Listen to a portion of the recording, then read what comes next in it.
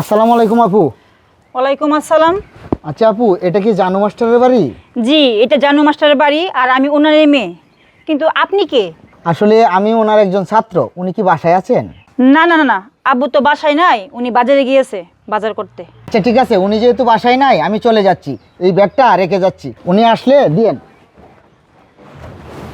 দাঁড়ান ভাইয়া, আপনি ব্যাগ রেখে যাচ্ছেন মানে? আপনি কে? আর আমার আব্বু আসলে আমি কি বলবো? আপনার নাম কি? ও আচ্ছা, আমার নাম মজনু।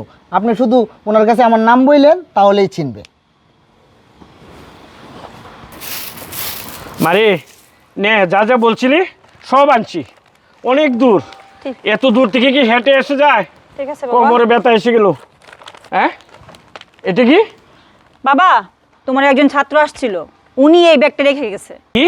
আমার ছাত্র এসে ব্যাগ রেখে গেছে? তার নাম কি? বাবা, মজনু তালুকদার। মজনু তালুকদার? জি বাবা।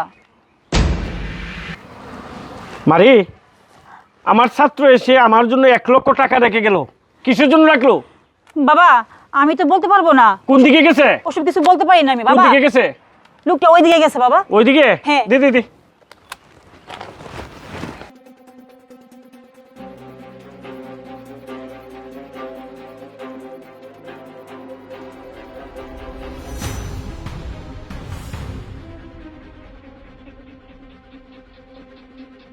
আসসালামু আলাইকুম স্যার। ওয়ালাইকুম আসসালাম। স্যার, আমি তো আপনার বাড়িতে গেছিলাম, আপনারে খুঁজে পাই নাই।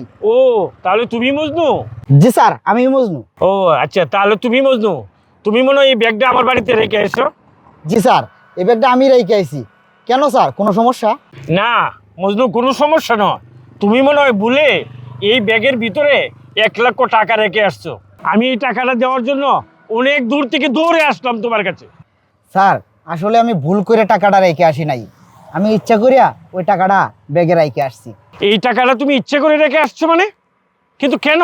টাকাটা আমি কেন রেখে আসছি আমি বলতেছি। স্যার, আপনার মনে নাই হয়তো, আমি ছোটোবেলা যখন পড়ালেখা করতে পারতাম না টাকার অভাবে, আমি তখন রাস্তায় ভিক্ষা করতাম, জুতা সেলাই করতাম।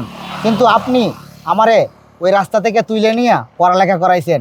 আমি পড়াশোনা শেষ করে একটা ব্যবসা শুরু করেছি, আর সেই ব্যবসা থেকে আমি এখন লক্ষ লক্ষ টাকার মালিক।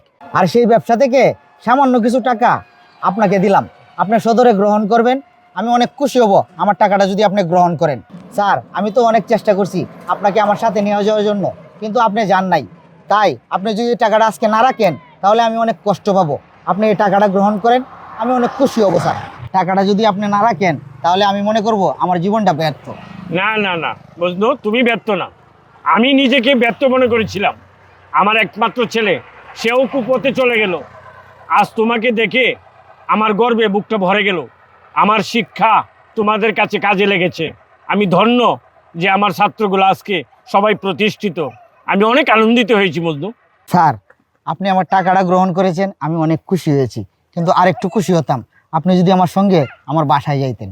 হ্যাঁ মজনু, আজকে না, অন্য একদিন তোমার বাসায় আমি যাব। আর ঠিক আছে, তুমি আবার চলো, আমার বাড়িতে চলো। না স্যার, আজকে যাব না, অন্য একদিন আসবো।